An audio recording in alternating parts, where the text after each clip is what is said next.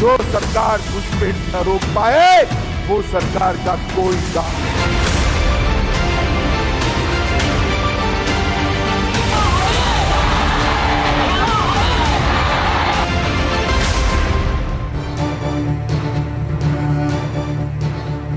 नमस्कार, कैसे हैं आप सभी लोग। भोंगो पाए खेला होबे यानी टूटे पैर से खेला होगा। बंग युद्ध में मुख्यमंत्री ममता बनर्जी का यह ऐलान है। खुद को घायल शेरनी बता रही हैं ममता। खुलकर कह रही हैं कि मैं पहले से ज्यादा खतरनाक हूं। नमस्कार, मैं हूं निशांत चतुर्वेदी और आप देख रहे हैं हमारा खास शो अड़ी। युद्ध में जो ज्ञानी है, जो चतुर है, वो अपने दुश्मन को चित करने के लिए साम दाम दंड भेद हर कला को आजमाने में पीछे नहीं हटता, क्योंकि उसे सिर्फ और सिर्फ जीत चाहिए होती है। आज बंगाल की सियासी लड़ाई में भी एक तरफ बीजेपी के चाणक्य हैं तो दूसरी तरफ तृणमूल की अर्जुन।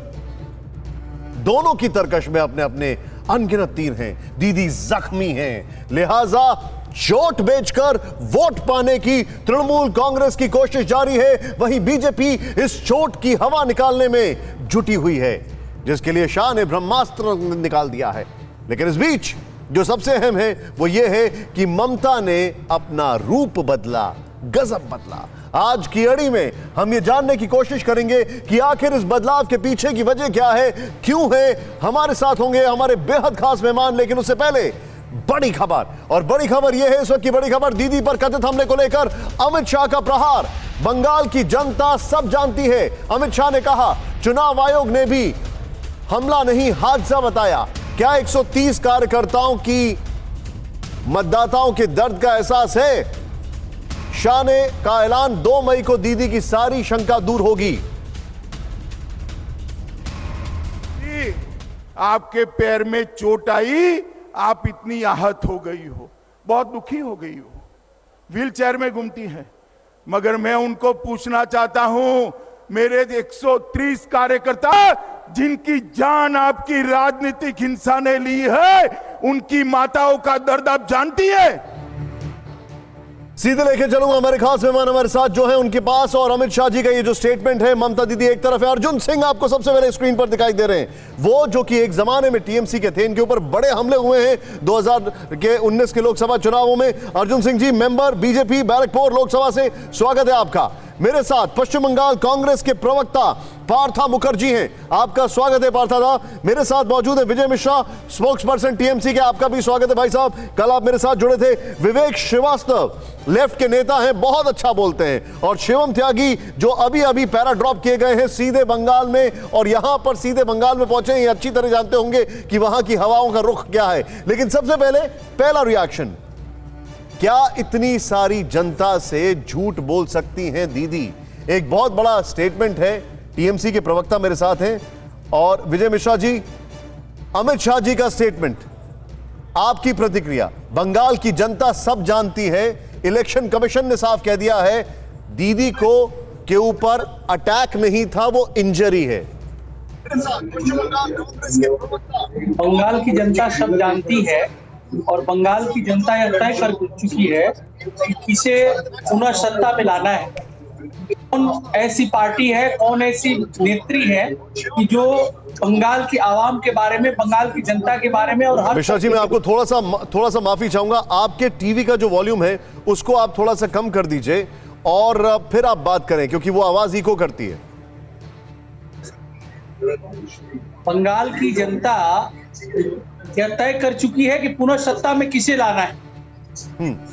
एकमात्र पश्चिम बंगाल है जहां की सरकार हर स्तर के लोगों को विभिन्न प्रकल्पों के माध्यम से सुयोग और सुविधाएं उपलब्ध करा रही, जन्म से लेकर के मृत्यु तक हर तरह के लोगों को। सर, आपका मैनिफेस्टो 2-3 बार डिले हो चुका है। जब वो मैनिफेस्टो आएगा तो उसमें ये सब बातें बताइएगा। मैंने आपसे सीधे बात की है चोट को लेकर, दीदी की चोट। क्योंकि मैं अगर इतिहास पढ़ूं सर, मैं रिपीट कर रहा हूं, 1 मिनट दे दीजिए। इंदिरा गांधी जी की हत्या से लेकर एकदम आखिर तक, जब तक वो सरकार में नहीं आई, हमेशा दीदी सिंपैथी वेव पर जीती हैं। चाहे वो जाधवपुर लोकसभा सीट 1984 में सोमनाथ दादा को हरा के जीती हो, या फिर उसके बाद नंदीग्राम में उनके साथ जो हुआ, या राइटर्स बिल्डिंग में 1993 में जो हुआ, वो सिंपैथी वेव में ही जीती हैं, ये सबको पता है। तो क्या ये एक टैक्टिक्स थी सिंपैथी वेव के लिए? क्या ये पूरा एक कोशिश थी? बस गेम यहां पर गड़बड़ हो गया कि ये अटैक नहीं निकला, बस इंजरी हो गई ना। चोट पे वोट की बात जो अभी हो रही है, चोट तो लगा है, वास्तविक है, आघात उनके जो है। नहीं, लेकिन एक बात बताइए मुझे, मैं आपको रोकने के लिए माफी चाहता हूं विजय जी। पहले तो ये कहा था ना कि हमला हुआ है, हमला ज्यादा वोट दे सकता है बनस्पत चोट के, लेकिन हमला फेल हो गया तो उसके बाद सीधे चोट आ गई। वो घायल तो हुई है कि नहीं हुई है? वो घायल है ना, घायल तो हुई है ना। और अभी पूरी जो है पुलिस जो है इसी के अधीन है। मुझे एक बात बताइए, चुनावी मुद्दे के बजाय आप लोग ये क्यों बताने पे तुले हुए हैं कि वो घायल तो हुई हैं? आपके लिए ये ज्यादा बड़ा मुद्दा है कि आप लोगों ने शासन में क्या क्या किया, या वो घायल हुए हैं, ये ज्यादा बड़ा मुद्दा है? ना, सबसे हमारे शासन में यहाँ की आवाम जानती है, यहाँ की जनता जानती है, यहाँ की पब्लिक जानती है, यहाँ के मतदाता जानते हैं कि यह सरकार यहाँ के लोगों के लिए क्या क्या की। 120 से ज्यादा किसान जो है दिल्ली में मर गए किसान आंदोलन को लेकर के, और जिसके बारे में एक बार भी केंद्र सरकार जिसके बारे में हमदर्दी नहीं जताई। सर छोड़ दीजिए उस बारे में, मामला गड़बड़ हो जाएगा। अब मैं समझ रहा हूं आप किसान की बात क्यों कर रहे हैं। आपकी एक एमपी बकायदा टिकैत साहब से वो वीडियो वायरल हो गया, अब आप किसान पर आ गए। छोड़ दीजिए ना सर, अपने ट्रैप खुद ही तैयार कर रहे हैं आप बार बार। सबसे बड़ी बात क्या है कि आपका एकमात्र पश्चिम बंगाल है कि जहाँ कृषक बंधु एक प्रकल्प है जिसके माध्यम से तमाम प्रत्येक किसान को प्रति वर्ष 6,000 रुपए सरकार देती है प्रत्येक वर्ष, और जितने भी किसान हैं। सर किसान कहां से आ गए? मैं तो चोट की बात कर रहा था। चोट के बाद आपने कहा कि देखिए हमला हुआ, आप मानते कि नहीं, मैं उस पर आपसे बात कर रहा था। आप कहां कहां घूम के जाने। खैर एक मिनट सर, विजय मिश्रा जी मैं आपके पास फिर आऊंगा। अर्जुन सिंह जी, आप टीएमसी में रह चुके हैं। मैं बीजेपी के नेता से भी ज्यादा एक ऐसे नेता से सवाल पूछ रहा हूं जो दीदी को अंदर से जानता है, और दीदी का इतिहास ये कहता है कि दीदी के इतिहास में उनको सिंपैथी हमेशा मिली है। कोई माने या ना माने, यहां पर सिंपैथी मिलेगी कि नहीं मिलेगी?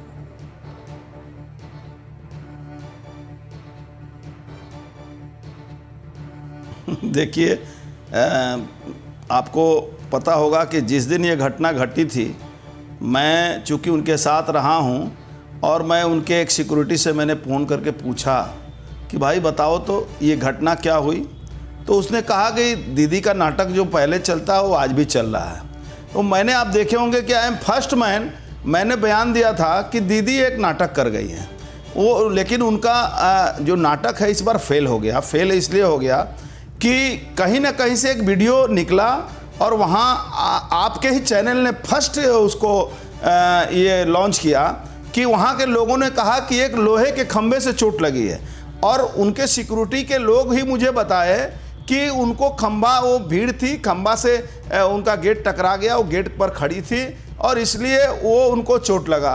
तो ये ममता बनर्जी के लिए नई बात नहीं है, ये पुरानी बात है। हमेशा चुनाव में इस तरह का नाटक करती हैं। आपको याद होगा कि जो पहला बार इनके ऊपर बड़ा सिंपैथी आया था, राजीव गांधी, उस समय स्वर्गीय राजीव गांधी प्राइम मिनिस्टर थे, तो इन्होंने क्या किया कि लालू आलम ने मुझे मारा। बढ़िया बात है, लालू आलम ने मारा, लालू आलम पर केस हुआ, और इनके रिजीम में लालू आलम बिना किसी कसूर के कोर्ट से बरी हो गए। बड़ी बात कर रहे हैं ममता बनर्जी जी का 16 अगस्त 1990 की बात कर रहे हैं आप, लेकिन उस दरमियान समझ चुकी है, उस दरमियान दीदी का स्कल भी फ्रैक्चर हो गया था, अगर मैं गलत नहीं हूं तो। जी सर, जी सर। मैं आपको वही बता रहा हूं कि दीदी का स्कल फ्रैक्चर हुआ, लोगों को उन्होंने, लालू आलम ने मारा, ये बात उन्होंने कहा, और लालू आलम बेकसूर खलास कैसे हो गया? मैं इस बात को नहीं, तो मुझे एक बात अर्जुन जी से एक मिनट अर्जुन जी, दीदी हमेशा इस तरह का काम करते अर्जुन जी, मैं आपसे, देखिए, और मैं आपसे सवाल क्यों पूछ रहा हूं? से, और मैं आपसे सवाल इसलिए पूछ रहा हूं करेंगे कि हमको उससे फायदा मिले। आप उनके एक बहुत बड़े नेता थे, ये सबको पता है, और आप बीजेपी में जब आए तो आपके ऊपर भी हमले हुए, ये सबको पता है। मैं आपसे ये सवाल इसलिए पूछ रहा हूं क्योंकि दीदी को हमला जब से हुआ है तब से लेकर टॉकिंग पॉइंट क्या है चुनाव का? चुनाव का टॉकिंग पॉइंट है कि दीदी के ऊपर हमला हुआ या नहीं हुआ। उसके बाद टॉकिंग पॉइंट ये है कि दीदी को चोट लगी। अब आप ये देखिए टीएमसी ने कितने स्मार्टली वो इस चीज से निकल गए कि दीदी ने झूठ बोला कि उनके ऊपर हमला हुआ, वो इस पर आ गए कि दीदी को चोट लगी। आप यहां पर फेल कर गए कि नहीं कर गए?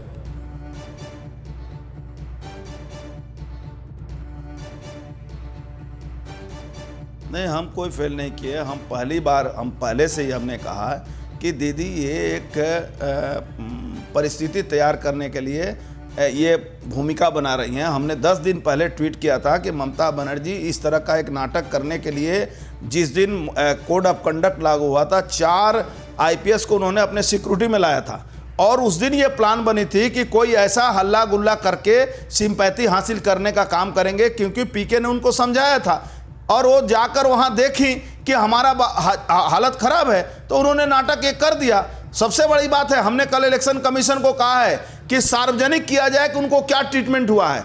एक दिन में प्लास्टर हुआ, क्या आप ये कह रहे हैं प्लास्टर कट गया, क्या आप कह रहे हैं कि उनकी चोट झूठी है लगी? भाई ऐसा विज्ञान क्या आप कह रहे हैं कि चोट झूठी है? हमारे देश में है। मैं ये नहीं कह रहा हूं कि झूठी है, लेकिन मैं ये नहीं कह रहा हूं कि चोट झूठी है। मैं ये कह रहा हूं कि दीदी सिर्फ सिंपैथी लेने के लिए उस चीज को, क्योंकि 124 किलोमीटर दूर आके इलाज करा रही है, पार्टी के बड़े वहां भी डॉक्टर था, क्योंकि वहां का डॉक्टर सर्टिफिकेट देता कि नहीं देता कि इनको क्या चोट लगी है। आप ही नहीं, आपके पार्टी के कई सेंट्रल लीडर्स भी ये नहीं कह रहे हैं कि दीदी झूठ बोल रही है। अब आप देख रहे हैं उसका इंपैक्ट। मैं यही बात करना चाह रहा हूं। कोई ये नहीं बोल रहा दीदी झूठ बोल रही है क्योंकि उसका काउंटर हो सकता है, लेकिन सब बोल रहे हैं कि देखिए ये सिंपैथी है। मैं सीधे चलूंगा, यहां पर हमारे साथ कांग्रेस के एक प्रवक्ता है पार्था मुखर्जी जी, मैं उनसे जानना चाहूंगा। पार्था जी, दीदी का जो शुरुआत हुई वो शुरुआत हुई एक सिंपैथी वेव से इंदिरा गांधी वाली। जब इंदिरा गांधी जी का असैसिनेशन हुआ, सोमनाथ चैटर्जी को उन्होंने हराया, और उसके बाद हम देखते रहे किस तरीके से राइटर्स बिल्डिंग वाला हादसा हुआ, तब भी वो यूथ कांग्रेस में थी। इसीलिए मैं आपसे सवाल पूछ रहा हूं, ऑल सेड एंड डन, दीदी के पास अभी भी वो सिंपैथी है या नहीं है? वो सिंपैथी जो वो ऑपोजिशन में रहकर गार्नर करती थी, लेती थी, वो सत्ता में आने के बाद सिंपैथी ला पा रही है कि नहीं ला पा रही है? क्योंकि सत्ता में आने के बाद उनके पास कोई हमले नहीं हुए, ये पहला तथाकथित उनको चोट लगी है, हमला नहीं है, चोट लगी है। मैं बंगाल की सत्ता की बात कर रहा हूं। इसीलिए तो हम लोग पहले दिन उसी दिन शाम को ही हम लोग बता दिया था कि ये एक नौटंकी है। अगर हमारा अधीर रंजन चौधरी जी का वक्तव्य सुनेंगे तो उसी दिन उन्होंने बता दिया। देखिए, चोट तो आई है, इसमें तो कोई दोहराए नहीं है, लेकिन वो जो अटैक का जो एंगल उन्होंने डालना चाहती थी वो एकदम गलत थी, क्योंकि उसी टाइम आधा घंटा के अंदर सब आदमियों को पता चल गया था कि ये एक अटैक नहीं है, ये एक एक्सीडेंट है। क्योंकि देखिए, हम लोग को जो कहना है, इलेक्शन में रुपया बांट के वोट बटोरना गलत चीज है। तो आप सिंपैथी बांट के भी अगर वोट, और वो भी गलत तरीके से अगर आप वोट बटोरना चाहेंगे, सर सही है गलत है, मुझे इससे मतलब नहीं है। अभी मेरा सवाल यह है कि जनता के बीच में इसका क्या इंपैक्ट हो रहा है, आप क्या देख रहे हैं? नहीं, मेरे ख्याल से इम्पैक्ट वो वाला नहीं होने वाला है, क्योंकि आदमी को समझ में आ रहा है कि ये जो अटैक एंगल उन्होंने जो डालना चाहती थी वो एकदम गलत थी। वो वोट बटोरने के लिए वो करती थी, लेकिन ये एकदम गलत। तो इसीलिए जो होना चाहिए था वो फल उसको नहीं मिलेगा, वो सफलता उसको नहीं मिलेगी। ठीक है, ये बात तो तय है। ठीक है, पॉइंट टेकन। विवेक श्रीवास्तव जी, आपका टेक इस पर। क्योंकि एक क्लेम ये किया जाता था कि जब तक लेफ्ट की सरकार थी बंगाल में, तब तक दीदी के ऊपर तमाम अटैक होते थे, इंक्लूडिंग उसी नंदीग्राम में दीदी घुस नहीं पाई थी, और उसी दीदी के ऊपर कई बार बम भी चले थे, ऐसी ही बातें भी हुई थी। लेकिन जब दीदी सत्ता में आई तो अटैक बंद हो गए, लेफ्ट की सरकार चली गई, बंगाल में आई, अटैक बंद हो गए। अब मैं ये जानना चाहता हूं इसका इंपैक्ट क्या होगा? इसका देखिए कोई इम्पैक्ट नहीं होगा। 10 साल से सत्ता में है, डेवलपमेंट इस बार इशू बनेगा। और भारतीय जनता पार्टी भी जो तृणमूल कांग्रेस की बी टीम है, जिसमें सारे रिजेक्ट तृणमूल कांग्रेस के चले गए और बीजेपी का गठन किया गया है बंगाल यूनिट का, इसका भी कोई परफॉर्मेंस नहीं होने वाला है।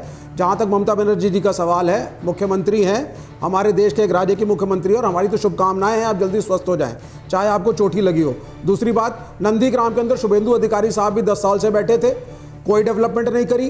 अब पाला अगर आप पलट के बीजेपी में चले जाएंगे तो परिवर्तन कहां से होने जा रहा है?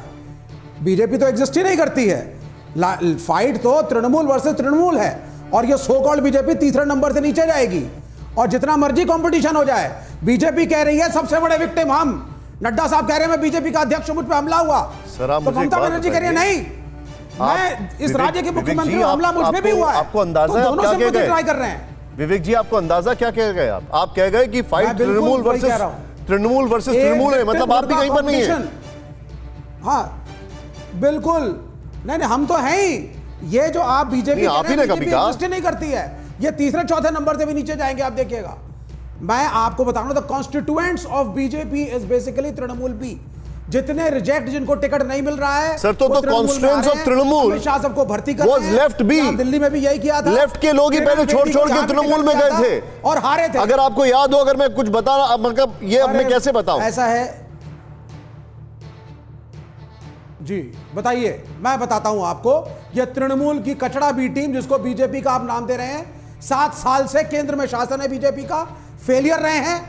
इनसे पूछ लीजिए बीजेपी के प्रवक्ता से, सत्ता में आ गए, सिलेंडर कितने का देंगे, डॉक्टर कितने करोड़ रुपए में बनेगा? अभी तो 2 करोड़ में बनता है बंगाल में एक डॉक्टर।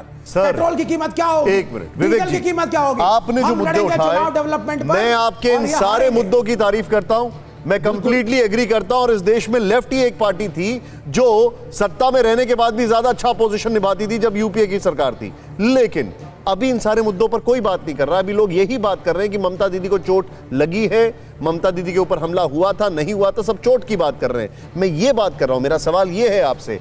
खैर, बहरहाल आपने जो अपना जवाब रखा, शिवम त्यागी, अभी ये सिंपैथी वोट टर्निंग नहीं होगी। ओके, ठीक है, ये गेम चेंजिंग सिंपैथी नहीं है। ठीक है, पॉइंट लगी है, पॉइंट हमें खुद भी, हम पैनल में 3 लोगों ने बोला ये गेम चेंजिंग नहीं है, एक ने बोला, 2 ने बोला ये गेम चेंजिंग नहीं है, एक ने कहा कि मुझे चोट पे डाउट है, लेकिन खुलकर उन्होंने नहीं बोला, अर्जुन सिंह जी ने। लेकिन शिवम मेरे साथ अभी अभी जुड़े हुए हैं, जो कि अभी अभी पहुंचे हैं। ये दिल्ली की हवाओं से सीधे बंगाल की हवाओं में है। मुझे ये बताइए शिवम जी, जब आप लोग वहां पर कैंपेन कर रहे हैं, आप बीजेपी के साथ हैं, जब आप बातचीत कर रहे हैं, तो आपका जो मैसेजिंग है, वो मैसेजिंग में अभी इश्यूज नहीं आ रहे, ना हिंदू का इशू आ रहा है, ना माइनॉरिटी का इशू आ रहा है, ना आप लोगों के ऊपर हमले का इशू आ रहा है, कल इतने सारे बम पकड़े गए वो इशू नहीं आ रहा है। आप बात कर रहे हैं, देखना दीदी देख लेंगी, इलेक्शन कमीशन ने बोल दिया है। आपको लगता नहीं है कि डाइवर्ट हो गया पूरा मामला? देखिए, मैं एक चीज आपको छोटी सी बताना चाहता हूं। निशान जी, आपको याद होगा तेलंगाना का वो चुनाव जिसमें इसी तरीके से चंद्रशेखर जी को लेकर स्ट्रेचर पर आए थे पीके, पूरी तरीके से फ्लॉप हुए, वहां पर सरकार बदल गई। बहरहाल यहाँ पर भी ये उसी मॉडल को लेकर आए हैं। बहुत बहुत शुभकामनाएं। फर्क क्या है इसमें, जब आप 1993 के रॉयटर्स की बात करते हैं तो दीदी पर हमला हुआ था, सबूत थे। जब आप 2006-7 में उनको बीडीओ के ऑफिस से खींचकर बालों से लाया गया था लेफ्ट की सरकार में, तो उन पर हमला हुआ था। लेकिन यहां पर दीदी के लिए उल्टा एक्सपोजे ये हो गया कि उन्होंने कहा कि हमला हुआ, लेकिन ना तो साबित कर पाए। चुनाव आयोग ने कह दिया कि नहीं, कोई हमला नहीं हुआ। उसके एवज में चोट लगी। मैं कहता हूं बहुत जल्दी रिकवर करें, बहुत बहुत शुभकामनाएं। उस पर भी चुनाव आयोग ने एक्शन लिया और 3 अधिकारियों को हटा दिया और ट्रांसफर कर दिया।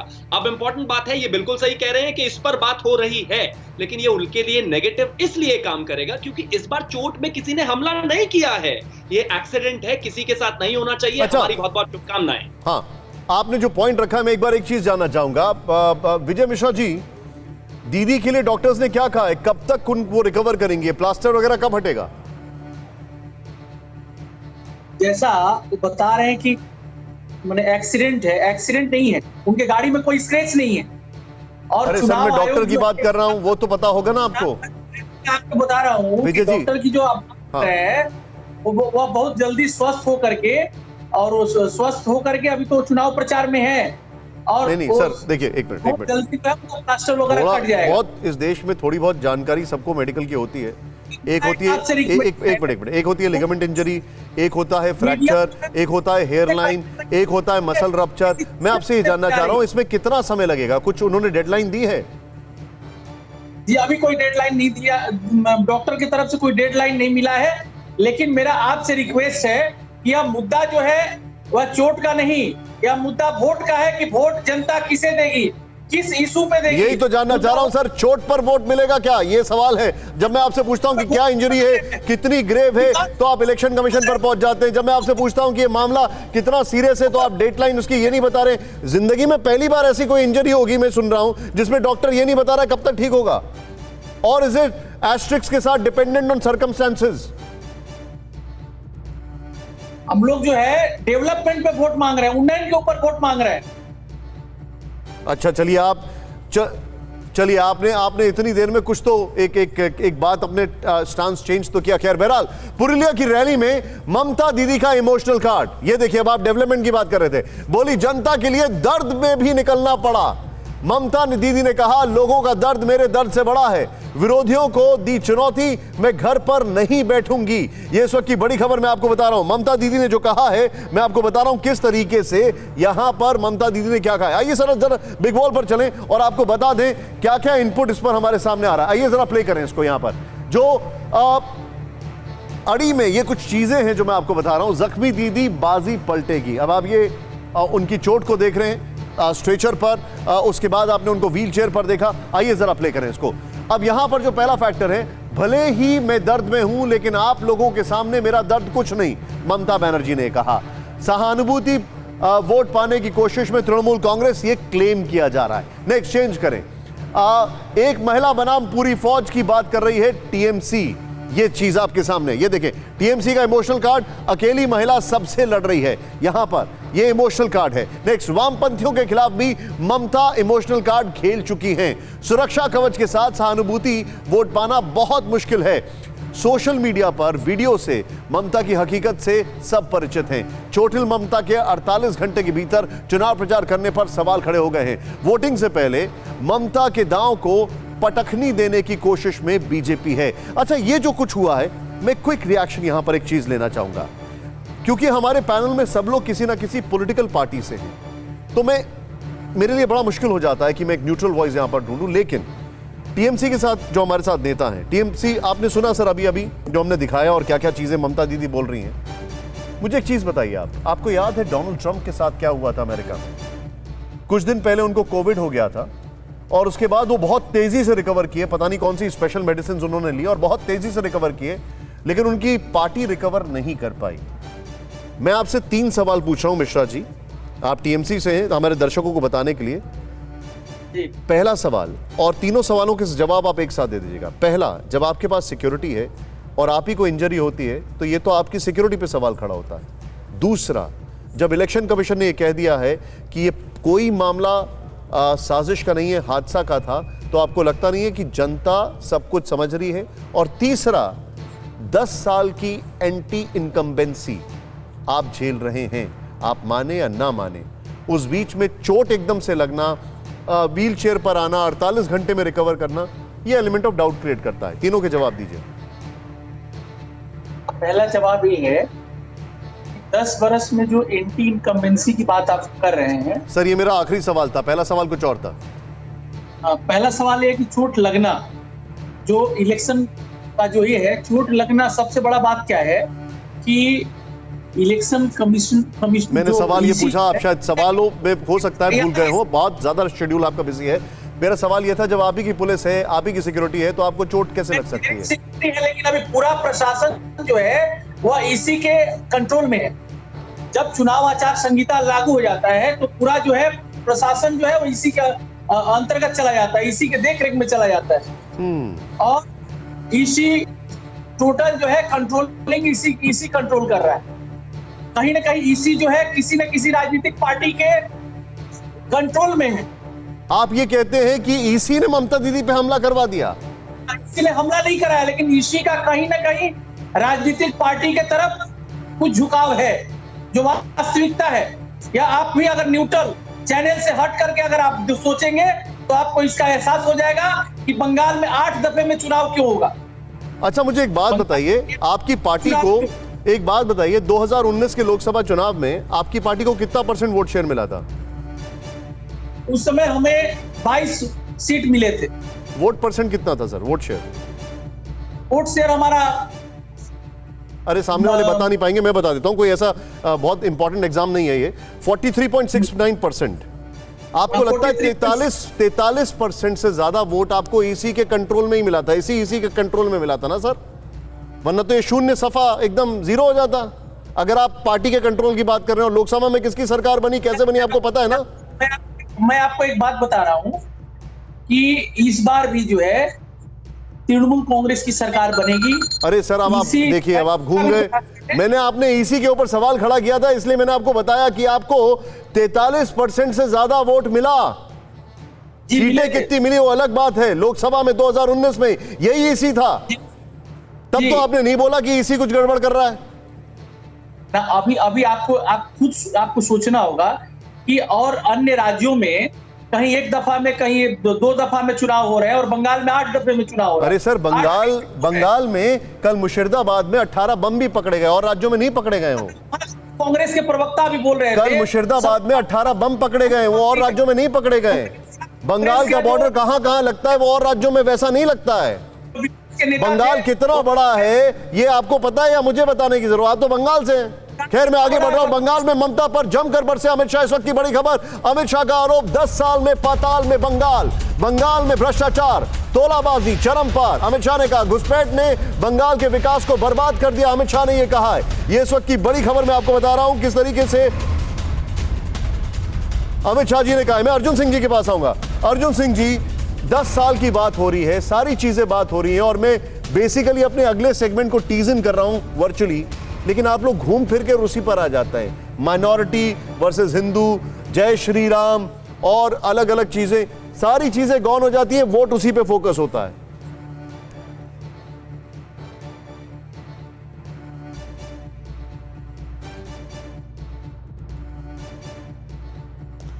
अच्छा, लाइन कट गया यार। अर्जुन सिंह जी, क्या आप मुझे सुन सकते हैं? हेलो, आपके पास मैं आ रहा हूं। शिवम भी बीजेपी से। शिवम, आपका रिएक्शन उस पर? देखिए, मुझे लगता है कि कहीं ना कहीं जिस तरह से 10 साल में सारी चीजें रही हैं, लगातार उसको देखते हुए बात बहुत साफ है कि टीएमसी कहीं पर भी डेवलपमेंट पर चुनाव नहीं लड़ना चाहती। टीएमसी के प्रवक्ता बार बार बैठकर कह रहे हैं हमने तमाम प्रकल्पों से जनता को फायदा पहुंचाया है। अगर आपने काम किया है जनता के बीच में तो आपको प्लास्टर लेकर सिंपैथी के साथ वोट मांगने की जरूरत नहीं है।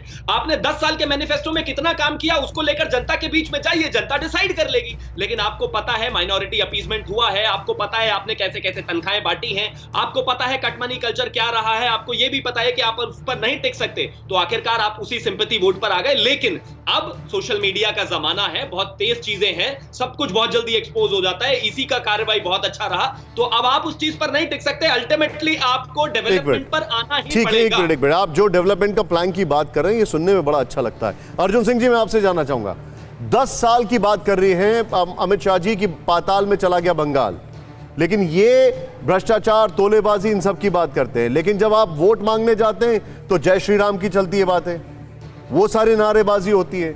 जब आप जाते हैं, अपने कोऑर्डिनेट करते हैं चीजों को, मुझे आपको बताने की जरूरत नहीं है कि आपने कितनी सारी कमेटियां बनाई थी वहां पर रिलीजियस लेवल पर कंसोलिडेट करने के लिए अपने वोट को।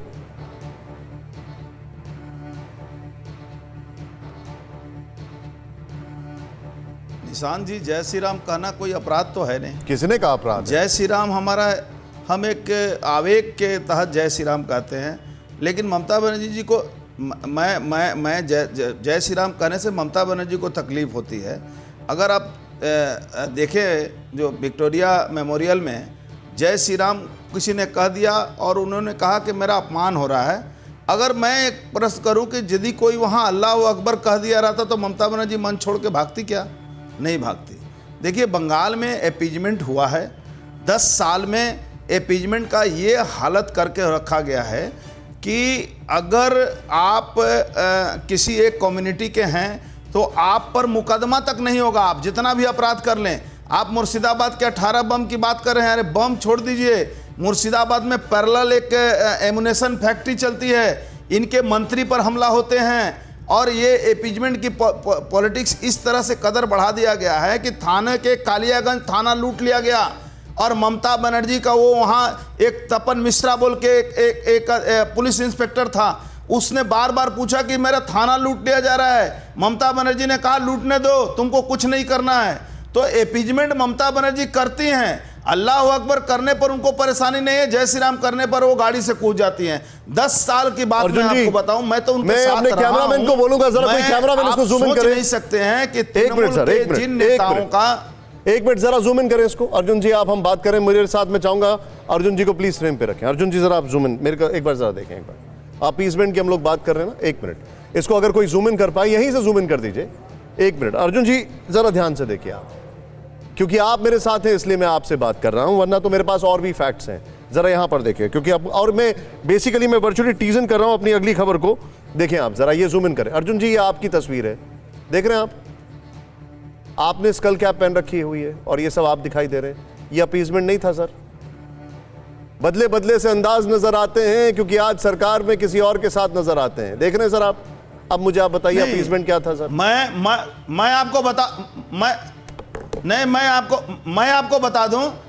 आपको बता दूं, जिस दिन मैं उस पार्टी में था, उस पार्टी का जो गाइडलाइन था उसको मैंने माना, और जिस दिन मैंने पार्टी छोड़ा उस पार्टी का गाइडलाइन मैं क्यों मानूंगा? मैं तो विरोध करता था, लेकिन हम लोग की बात वहां कोई सुनने को तैयार नहीं थे। लोग इस तरह की हालत है कि हम अगर काम नहीं करते तो हमारे लिए एक भी कोई काम नहीं हो सकता था। ये हमारा हमको एकदम स्पेशली गाइडलाइन था। आज सारे लोग क्यों भाग रहे हैं? आज सारे लोग भाग रहे हैं इसलिए कि ममता बनर्जी, आज बताइए तो, दिनेश त्रिवेदी जैसे व्यक्ति जिन पर ममता बनर्जी, उनको सीबीआई का कोई ये नहीं था, उनके ऊपर कोई ये नहीं था, तो दिनेश त्रिवेदी भी छोड़ के चले गए। क्यों चले गए?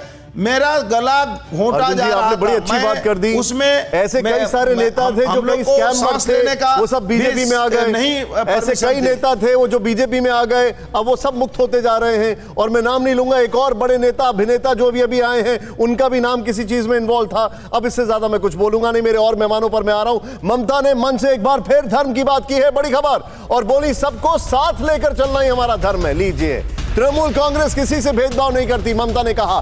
लेकिन कहानी यही खत्म नहीं होती है। पहले मैं एक क्विक रिएक्शन, क्योंकि वही हमारे साथ है विकास जी टीएमसी से। विकास जी, तृणमूल कांग्रेस सबको साथ लेकर चलना चाह रही है, इस पर आपका रिएक्शन क्विकली। जी विजय जी। कांग्रेस ही एक ऐसी सरकार है कि बंगाल में आपका 2018 में दुर्गा पूजा करने के लिए 10,000 रुपया करके सरकार दी, जितने भी क्लब है उनको। 2019 में 25,000 रुपए और 2020 में 50,000 रुपए प्रत्येक दुर्गा पूजा कमेटी को दी। यह एक सरकार ऐसी पूरे देश में, पश्चिम बंगाल एक ऐसी सरकार है, यहाँ की एक मुख्यमंत्री है ममता बनर्जी जी। और छठ पूजा में 2 दिन की छुट्टी मिलती है। अरे सर अब आप देखिए अब आप आ गए उस पे आ गए कि हिंदुओं के लिए क्या क्या किया। चलिए मैं आपको कुछ दिखा देता हूं, आइए जरा। यहाँ पर 2 विंडोज जो तस्वीर है जरा दिखाइए। बड़ा मजा आता है सर आप लोगों से बात करके, क्योंकि जिस तरीके से आप चीजों को ट्वीक करते हैं ना, सच्ची में बड़ा मजा आता है। अब इन तस्वीरों को देखिए आप, ये देखें आप, ये है ममता दीदी की एक तस्वीर। जरा जूम इन करें, कैमरा के पीछे हमारे राणा साहब है, जरा उसको जूम इन करें जरा। ये देखें, ये ममता दीदी की एक तस्वीर है 2016 की। यहां से 2016 की बात है, ठीक है। लेकिन 2019 में जब बीजेपी ने बहुत सारी सीटें निकाली, तब यहां से यहां तक का सफर चंडी पाठ का। 2019 में उन्होंने सीटें निकाली, 2021 में यह चंडी पाठ शुरू हो जाता है। फिर से दिखाता हूं मैं आपको। 2016 में ये देखें आप, और 2019 में ये देखें आप। अब मैं वापस आता हूं हमारे जो नेतागण हैं उनके पास। सीधे तौर पर यह दिखाना आपको बड़ा जरूरी था, बड़ा रोचक था। ये देखा आपने, ये खाली मैं अर्जुन सिंह जी की बात नहीं कर रहा हूं, मैं हर एक की बात कर रहा हूं यहां पर। और अब मैं सीधे चलूंगा हमारे खास मेहमान जो यहां पर मौजूद हैं। न्यूट्रलिटी की उम्मीद तो नहीं करूंगा, लेकिन फिर भी मेरे साथ जो लेफ्ट से मौजूद हैं मैं उनके पास चलूंगा। विवेक जी, सीधे सीधे एक बात बताइए, ममता दीदी के एकदम सुर बदल गए हैं। ममता दीदी ने बकायदा एक कमेटी गठन की, ममता दीदी ने बकायदा वहां पर हिंदुओं को जो प्रीस्ट हैं उनको वहां पर रिम्यूनरेशन देना शुरू किया, उनके लिए मकान की बात की। 2019 के अंदर, 19 के बाद से ये हृदय परिवर्तन हुआ। आपकी टिप्पणी? देखिए, सबसे पहली चीज़ है कि तृणमूल कांग्रेस के हम लोग खिलाफ हैं, ममता जी के खिलाफ चुनाव लड़ रहे हैं और लंबे अरसे से हमारा संघर्ष उनके खिलाफ है। ये एक सच्चाई है। लेकिन दूसरी एक सच्चाई है, अगर हम देश के लिए सबसे बड़ा थ्रेट किसी को मानते हैं तो आरएसएस और बीजेपी की विचारधारा को मानते हैं। डेवलपमेंट ओरिएंटेड नहीं है। Prime minister has failed on the front of development. The only way जिससे आप सत्ता को बनाए रख रहे हैं वो रिलीजियस पोलराइजेशन की नीति है आपकी। आपका एक नैरेटिव है कि 14.50% मुसलमानों से 80% हिंदुओं को एक खतरा है। मुसलमान बहुल्य क्षेत्र में हिंदू जा नहीं सकता, मुसलमानों की आबादी बढ़ेगी और हिंदुस्तान में मुसलमानों का कब्जा हो जाएगा, और हिंदुओं के सबसे बड़े चैंपियन भारतीय जनता पार्टी हैं। इस नैरेटिव को लेकर के जब यह बंगाल में एंटर करे तो रिएक्शन के रूप में बहुत बड़ी गलती जो ममता बनर्जी ने करी है, जिसको मैं क्रिटिसाइज करता हूं।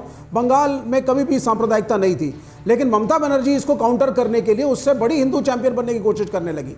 अचानक बोलने लगी कि मैं तो चंडी का पाठ करती हूँ, फिर काम पे उतरती हूँ, जाति से मैं ब्राह्मण हूँ, मैं भी हिंदू हूँ। इनके जितने प्रवक्ता आने लगे, नेता आने लगे, वो भी हिंदुत्व की बात करने लगे। यानी कि कहीं ना कहीं एक एजेंडा दोनों पार्टियों ने वहाँ पे चला दिया बंगाल में कि भाई एक soft Hindutva versus hard Hindutva तो रहेगा, हिंदू तो हम सारे हैं साहब, और हिंदुओं का वोट एक तरीके से पोलराइज करो। ये डेमोक्रेसी अंबेडकर के कॉन्स्टिट्यूशन और हमारे सेकुलर इथॉस के लिए एक खतरनाक और बुरी बात है जो नहीं होनी चाहिए। आपने क्योंकि चुनाव लड़ा सेक्युलर जाना इथॉस चाहिए की बात की है, डेवलपमेंट पे, मेरे साथ जिसमें कांग्रेस से दोनों जो एक पार्टियां नेता फेल हैं। मौजूद है, सर मैं आपसे जानना चाहूंगा जी। ये जो एक नया गेम चल रहा है और खासकर हिंदू वोट बैंक को लेकर, इसके ऊपर आप क्या कहेंगे? ऊपर डेटा हमारे दर्शक देखते रहें जरा, बड़ा अच्छा रिसर्च डेटा है, जरा देखते रहें। Sir please go ahead. Partha Mukherjee ji. हाँ देखिए, सिर्फ चंडी पाठ वाला बात नहीं है, और रामनवमी का बात अगर कहे, हनुमान जी का पूजा का बात करें, ये सब तृणमूल कांग्रेस की ओर से आधिकारिक रूप से इसको वेस्ट बंगाल के अंदर में इसको हुआ। बात वो नहीं है। बात देखिए, बीजेपी जो तृणमूल के सामने आज खड़ा है, किस लिए खड़ा है? बीजेपी उसका जो वो जो चोरी किया है, वो जो कट मनी, वो जो अम्फान से रुपया लिया है, वो जो सिंडिकेट बनाया है, समस्या वो है कि जो आदमी के खिलाफ बीजेपी आंदोलन कर रहा था, वो आदमी तो अभी बीजेपी में है। कल ही हम बीजेपी का लिस्ट देख रहा था, मैंने अचानक अगर कोई आदमी देखेगा उसको लगेगा कि उसमें ये एक्चुअली तृणमूल कांग्रेस का लिस्ट है, क्योंकि उसमें कंफर्म्ड बीजेपी कम था, ज्यादातर आरएससी बीजेपी था और तत्काल बीजेपी ज्यादा था उससे।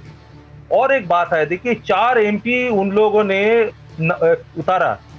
ये जो 1 कंट्री 1 इलेक्शन का जो बात है, ये 4 एमपी अगर इलेक्टेड हो जाए तो 4 जगह वो जो खाली होगा उधर तो इलेक्शन कराना पड़ेगा। तो 1 कंट्री 1 इलेक्शन जो मोदी जी अपना जो बात जो कह रहे हैं, वही तो सेल्फ डिफीट हो गया ना। भूल रहे हैं राहुल जी को, वो भी कई मंदिरों में गए थे।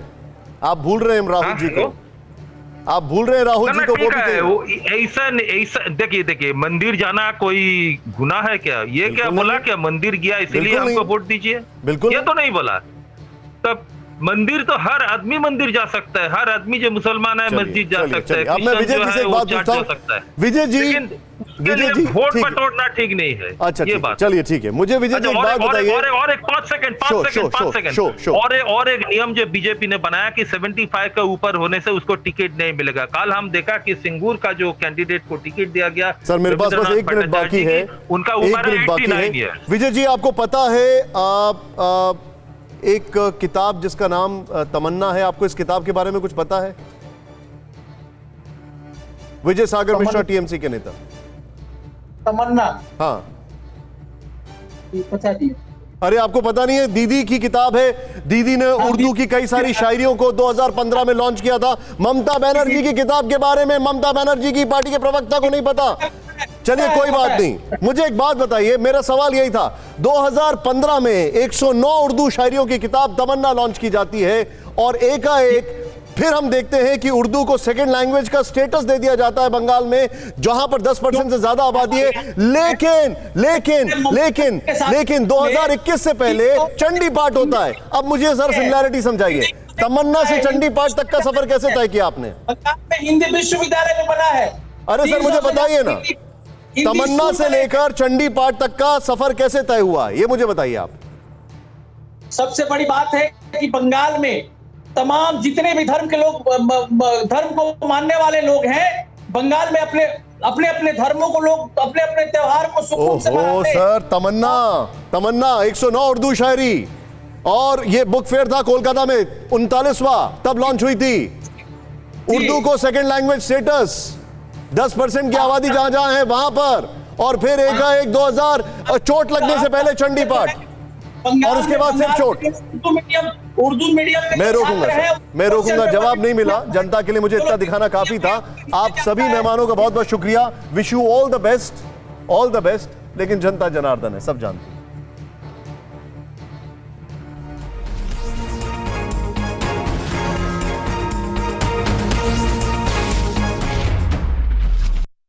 परवाह देश की, सोमवार से शुक्रवार रात 10 बजे TV9 भारतवर्ष पर।